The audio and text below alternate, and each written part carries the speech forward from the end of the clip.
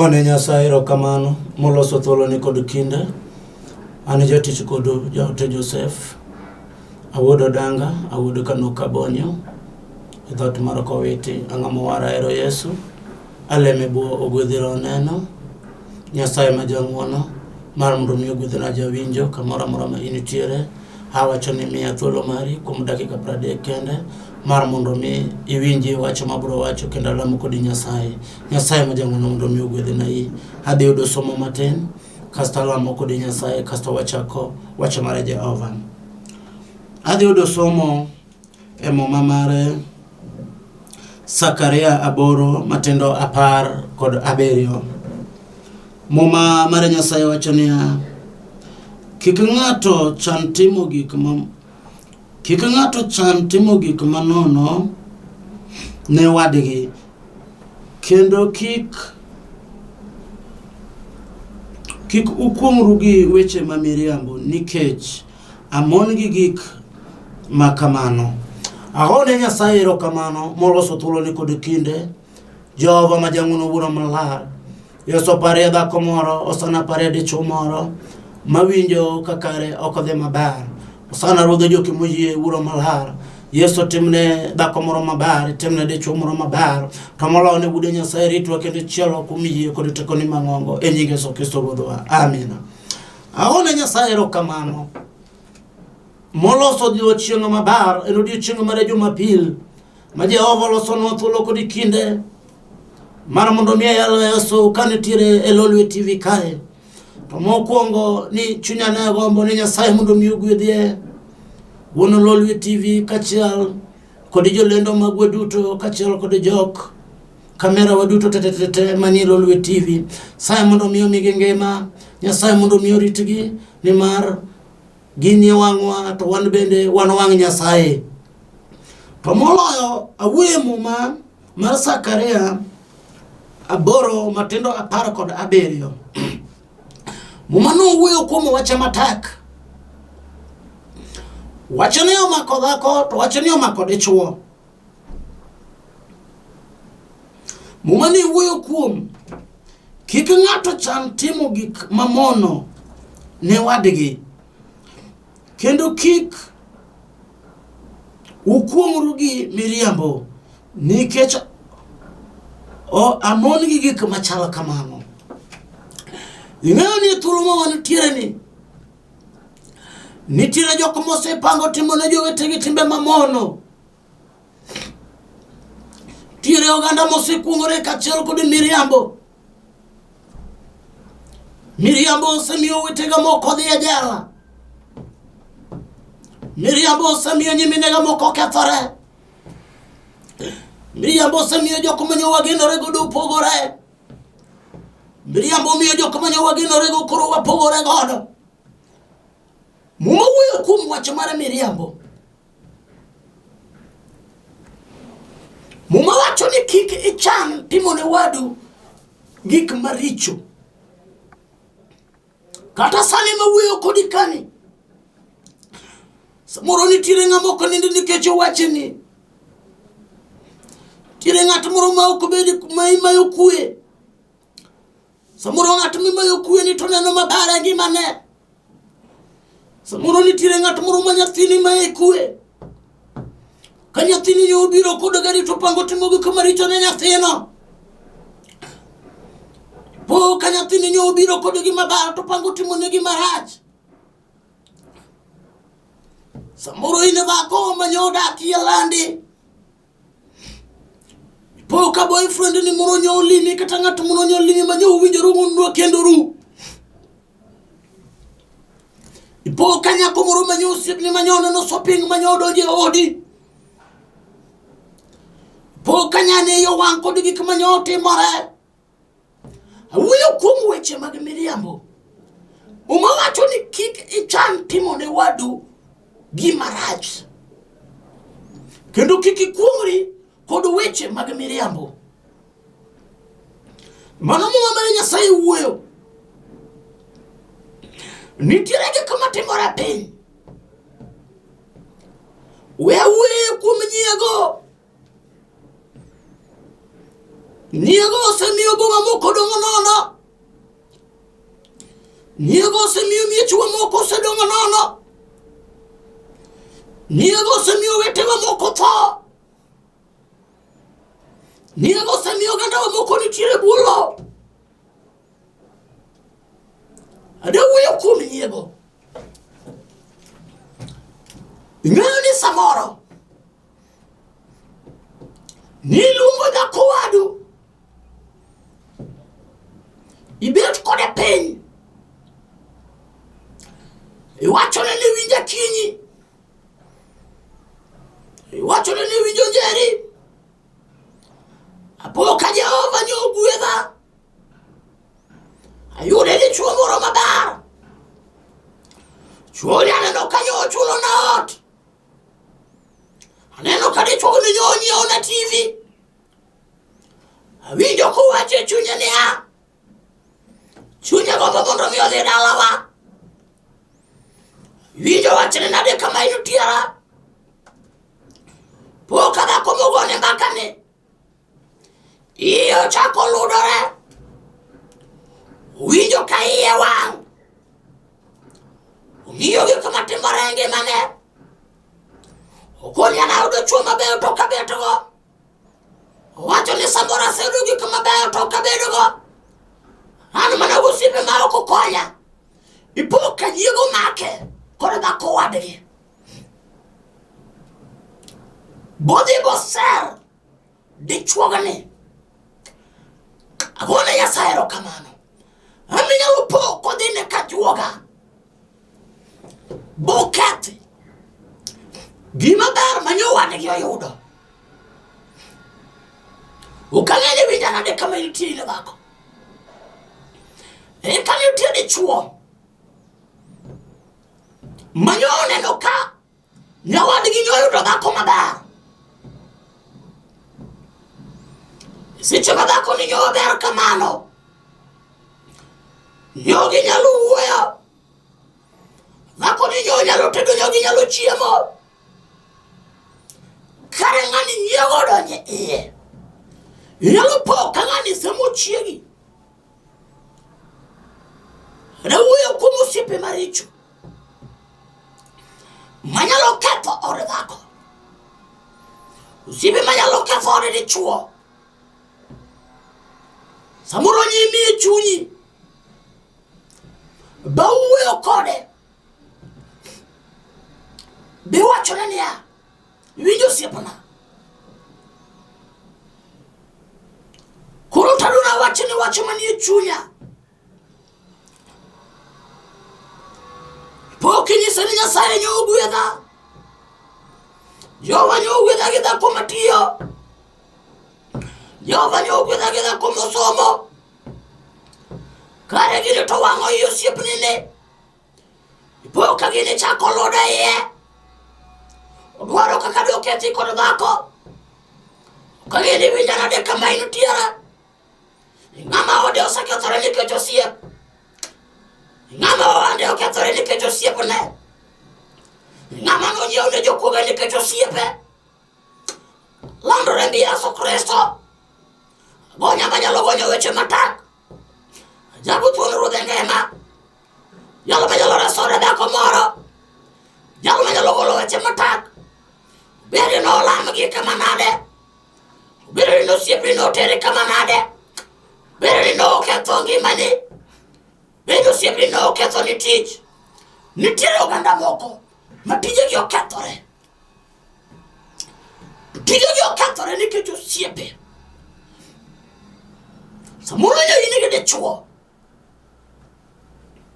manyo odich kod pesa manyo in go tipo ka ng'ani nyo kodich kod ngimani ukang'eni winja nade ipo ka ng'ani nyo koheri no eri ngimani samoro nyo ero pesa manyo in go ipo ka ng'ani nyo luwi mos ng'ani odonji account ni ng'ani ogolo pesa poka ng'ani koro lal godo poka ini ukuta kama inutiere chunyi gombo tho poka ng'ani nyo ketho ni tich gik matimore ngimani jogi wacho nang'o kawuono wan kod Nyasaye onogo manyalo golo gik ma kamago. Unyalo golo osiepe maricho puodhi bidok ng'at maler. Unyalo puodhi bibedo ng'ama ber kod sani. Ukang'eni winja nade kata ben mana ninyo okethni tich nikech osiep. Ngima ninyo okethore nikech osiep. Gik matimore ngima ni ojogi nikech osiep. Ng'eni kata dala nyalo po kiywari kod wadu monyuolugo. Ang'o manyalo miyo ywari kod wadu? Hera mar wuora ang'o momiyo nyalo ywari gi nyaminu? Hera mag wuora ang'o momiyo nyalo ywaru go wadu? Nini winjo wachni nade kama ino tiare? Hera mar wuora ang'o momiyo nyalo ywari gi minu? Hera mar wuora ang'o momiyo nyalo ywari kod wadu gi babau? Are wuoyo kuom nyiego. Nyiego manyalo mako kata wadu monyuolo godo. Boket gima ber manyoni utiere lweti. Nyiego manyalo mako osiepni. Poko kawo gima ber mane nitie lweti. Kiani winja nade kama ino tiere. Wuoyo kod dhako moro mosiepne no oketho ne tich. Wuoyo kod dichuo moro mowadgi onyono ne piny ma ok dwar ber mar ode. Kiani winja nade kama ino tiere. Gik madongo timore e piny. Poka gik madongo timore e piny. Jehova chuna mondo ayali e nyiego. Ichuna mondo ayali e nyiego.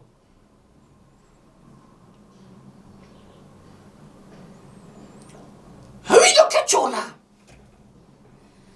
mondo ayali e nyiego. Ang'o mosekethore? Winjo dhako ang'o moseketho odi?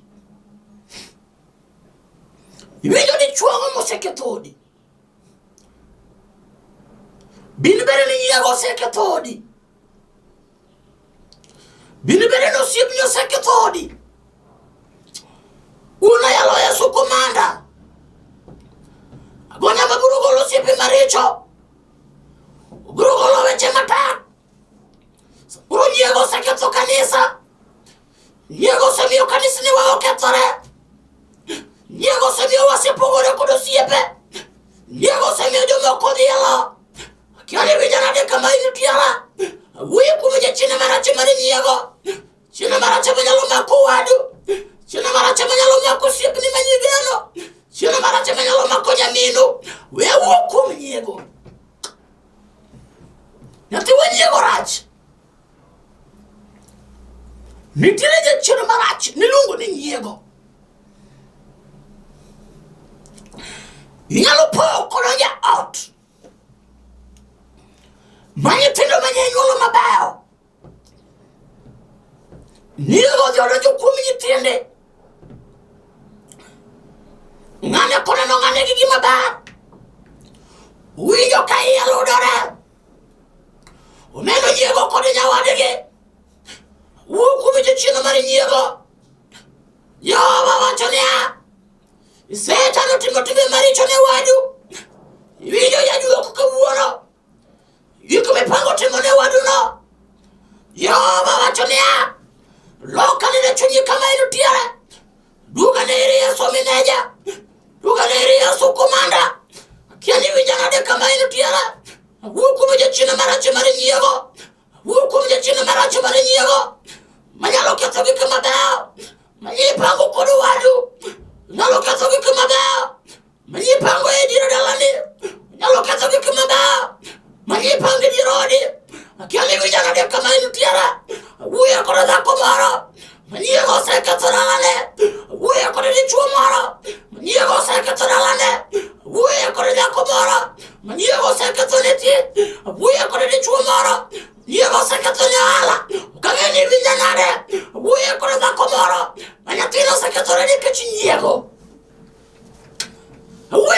nyiego makata in school to nyiego nyalo mako nyathi ma usomo godo be nyathini kao bugi botene min gi bodhi oketi godo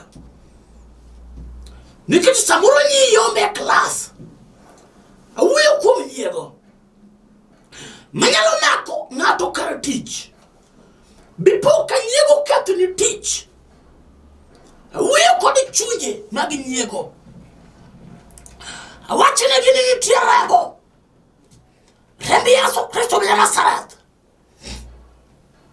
jalo manyalo golo weche matak jalo manyalo golo nyiego ubedi gi kamano lam ubedi gi kamano lam ubedi na sasi mano kiti dalani mamiyo nyitindi koro gore kendege umiyo nyivi koro mare chuo kendege umiyo yawuti koro mare mon kendege ibijana de kama inu tiara nyiego nyalo donje kanisa ipoka gikmanyo choko temere kanisa ipoka gikitimo redio kanisa ibijana de kama inu tiara wewe kumeje chini marachi mara nyiego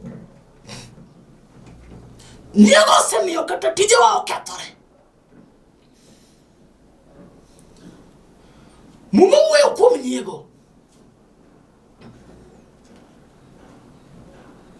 ukangeni winjo mumano nade kita winjo kama mumano wewe kuom nyiego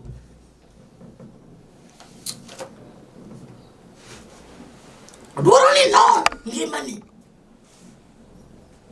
amomo miyo nyiego kethodele amomo miyo pogo nyitindi ni kech nyiego amomo miyo pogo dalani amomo miyo dala maduong manyo pong kod yawuoyi dala ni nyo pong kod nyikwayo po ka nyikwayo kuwinjore wuoyo gi jachien mar nyiego manyalo miyo dala kethore bidala dunyre budunyre bidala no kethore dala manyo yawuoyi osome po ka jachien mar nyiego donjo dhuro nyiego rach jachien mar nyiego rach nyalo ketho dala awone Nyasaye erokamano Jehova chuna mondo awuo kuom nyiego iwinjo dichuo mipango timo marach ne nyawadu kata bende nisatimo marach mumapuonjo wanea dogo kuom Yesu mondo iwuo kod Nyasaye mondo Jehova otimne maber winja udo muma machielo uwuok Isaya 58 matindo 9 mwamane Nyasaye wacho bang'e ka aluongo Ruoth Nyasaye nodoka ni bang'e ka iluongo Ruoth Nyasaye noduoki adier ka aywakne to nodoka kana aywakne nodoka niya an ka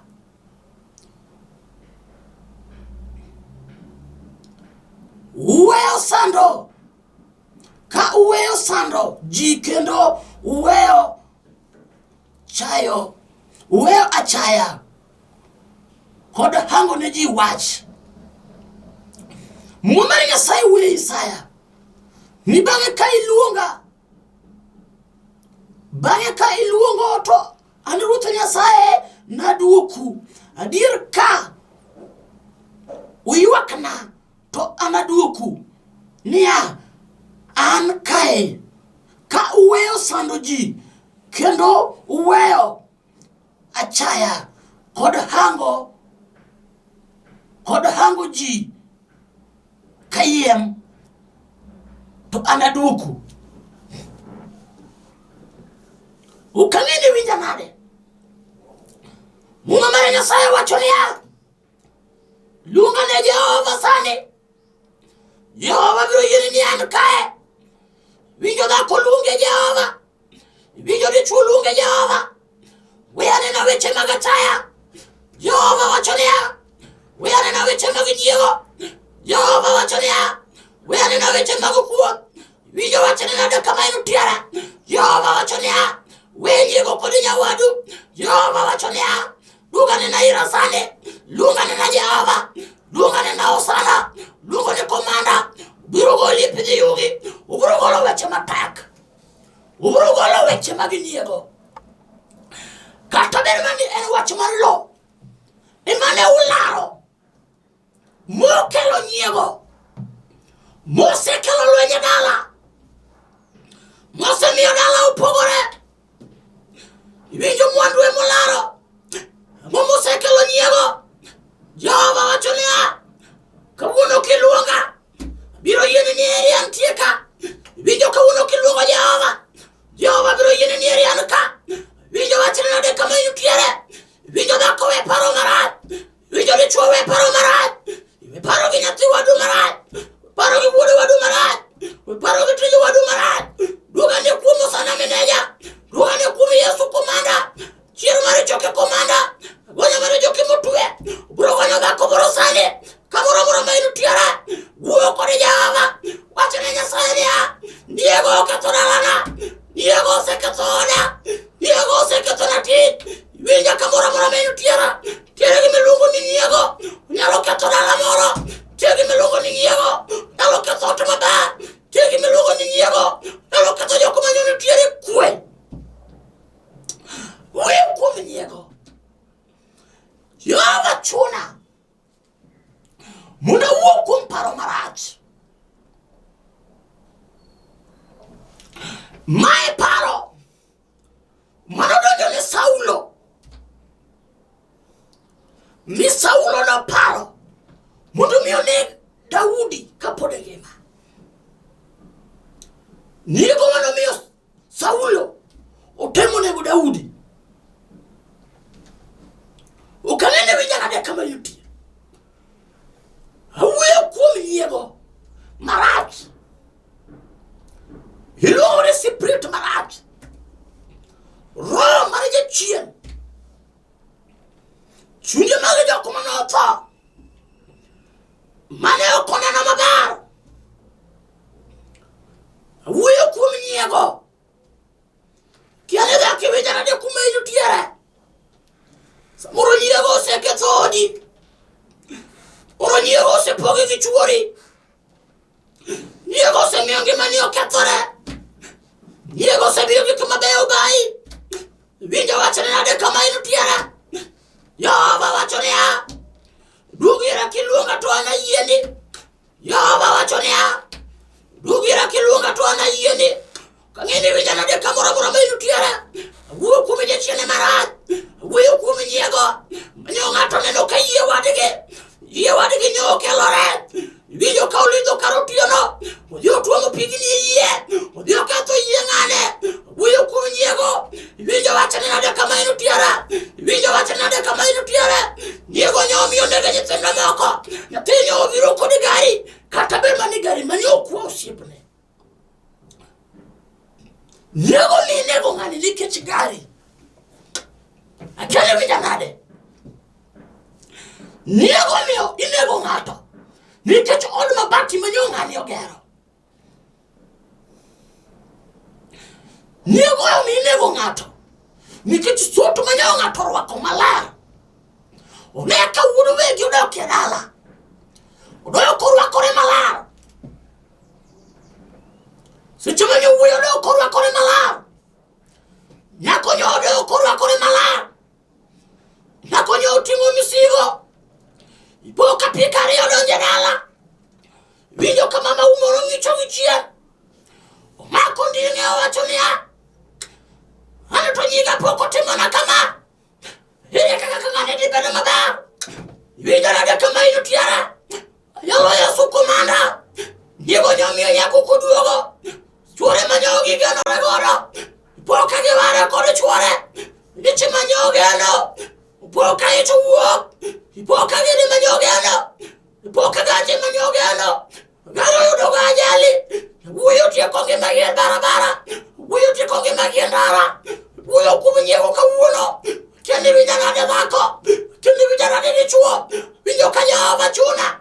Mundu mie wuo kuminyego. Winjo kapiwa ngachwe. Paro kikimenyego satimo. Winjo kapiwa ngachwe. Paro kikimenyego satimo. Paro kikimenyego seketo wuli. Paro kikimenyego seketo miera. Kendi vijana de. Wuo kuminyego. Paro marach. Spirit mararanjo ne Saulo. Niego mano miyo Goliath. No jalo Daudi. Ong'iyo reto neno ka en ng'at modongo. Samoro iseng'iyori. Ineno ka en ng'at mosomo. Niego osemaki gi ng'ama ok osomo. Miwacho ni joma ok osomogi. We mondo mi epimne dhako. Samoro ok asomo. To iti somo. To ibro po. Kasume mi somo no. Chala kaya manono. Wanu kode gi melongo ni knowledge. Nyasaye nyalo miyo ng'ato rieko. Mowuok gode ngimane. Kendo wuok gode ode. Agone Nyasaye erokamano. Jehova manyalo miyo ng'ato rieko. Iluongo ni awilo rieko. Samoro dala manyichayo. Samoro ot ng'ato manyichayo. Poka dala no ubet biro bedie. Poka dala no kinyi gari orienge. Tindi manya osomogo. Poka nyithindo nyodo. Biro dako kama ino tiara. Wuo kuom jachira marach mane nyiego. Moseketo mierewa. Niego oseketo kanisnewa. Niego oketo utewa. Kendo vijana de kama ino tiara. Ng'ato ma odi okethore. Lokre lame Jehova. Lokre wuo kod Nyasaye. Wachne Jehova wach moro. Kata beli odi okethore. Bigi mani no selal. Maisa ni no okethore bodunyore bokethore bolal. Jehova wacho niya. Abiro timo ni maber kendo. Jehova wacho niya. Abiro timo ni maber kendo. Gochongi piny kama inotie. Adwa lamo kod Jehova. Ng'ato manyiego osekethore tich. Ng'ato manyiego osemiyo ok osomo. Ng'ato manyiego osemiyo tijege ok odhi maber. Ng'ato manyiego miyo nolalo chuore nikech nyiego. Ng'ato manyiego miyo lalo nyathine. Adwa lamo kod Jehova kuom rembe Yesu Kristo ma Nazareth. Usane yie mondo iparo dhako moro. Lime yie mondo iparo dichuo moro. Jehova yie mondo iparo dhako moro. Ma odi osekethore ne nyiego. Yie mondo iparo dichuo moro. Biasara ne osekethore ne nyiego. Kuom lema onge gi wach moro kawuono. Jehova gwedhi e piny mar ruodha. Saye tirie maber kingi. Ilamnwa kendo igwedhwa. Ipaye utewa Nyasaye. Jehova miyo wang'e simba. Gol jachien marach mar nyiego e dierwa. Jachien manomiyo ni dwa nego Saulo. Manomiyo Saulo dwa nego Daudi. Kapok Daudi yudo ruoth. Jehova nitiere oganda moko magi gombo mondo mi gibed polise. Jomoko gombo mondo mi obed josiasa. Jomoko gombo mondo mi obed jonabi. Jomoko gombo mondo tiyo tije mamoko. Jomoko gombo mondo tije madongo. Jomoko gombo mondo nere TV. Jehova nyiego semono gibet kuondogo. Jomoko gombo ni kanisni gi obed maber. Jehova nyiego semono kanisni gi bet maber. Simba lame kawacho ni kingi. Uro malar kirewe ya kenda. Usana kirewe ya kenda Nyasachwa. Jehova gwedho oganda gi duto te. Mi ng'ato ka ng'ato hape. Kod gimane singo ne ngimane. Osana ruodhi joki moyie. Gwedho kanisni waduto. Jehova gwedhi e pinywa. Osana ruodhi polo gi piny. Agolo jachien marach mar nyiego. Kuom nying Yesu Kristo ma Nazareth. Osana yie mondo warwa kendo chielwa. Kod rembe mane ochwere Kalvari nikech richowa. Tem kamano kuom lochni. E nying Yesu Ruodhwa. Amina. Kaka asewachan jatich kod jaote Joseph. Awuodo danga, awuodo Kisumo. Sani antiere dala mar Nairobi ka e dala mar Saika. Aleme buo gwedhero neno. Arwako ng'ata mondo bi walam kod Nyasaye. To moloyo ne chunya ne gombo ni kamoro amora ma inotie. Gol jachien marach mar nyiego. Mondo mi wabed jok moherore. kamora mora ma intiere ing'ata manyiego osechando bisetimo gimaracho do kuom Nyasaye be kwang'uono mondo Ruoth otimni maber.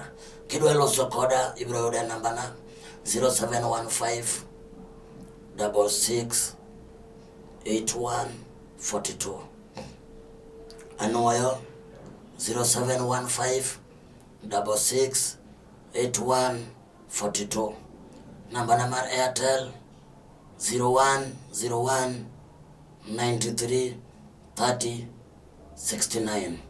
Nyasaye majang'uono mondo mi ogwedhe nai. Warom kodi odiochieng' mar Jumapil machielo ka Jehova otimoni maber. Oganda duto mawinjo Lolwe TV kata maneno Lolwe TV arwako duto. Abro bedo Kisumo, abro bedo Mombasa, kuonde duto te ka idwara tibro yuda. Nyasaye polo kod piny mondo gwedha kanisni waduto mag gwedhero neno kachal kod brother na Apostle Cornelio Odanga ka ene piny mar Kisumo kod mama na Jennifer Odanga imosona mama Ref kaniti dala mar Obambo kachal kod mina Dhiambo kachal kod Nyalego mano mama Saimo. Nyasaye mondo mi gingima kendo Nyasaye ogwedhna joko weti duto warom kodgi odiochieng' machielo ka Yesu miyo wangima kendo ka Yesu miyo wayie e nying Yesu Ruodhwa. Amina.